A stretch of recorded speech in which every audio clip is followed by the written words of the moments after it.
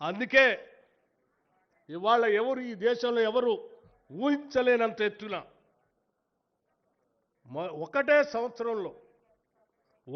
సంవత్సరంలో దాదాపు 100 పైబడి యంగ్ ఇండియా ఇంటిగ్రేటెడ్ రెసిడెన్షియల్ స్కూల్స్ని ఒక్కొక్క స్కూలు 200 కోట్ల రూపాయలతో, not 1 crore, 2 crores, 3 crores or 20 crores,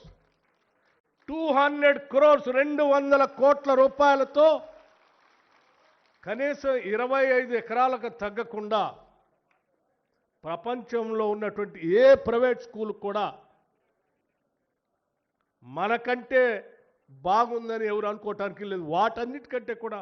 ఇవి బాగుండాలని ప్రత్యేకంగా శ్రద్ధ తీసుకొని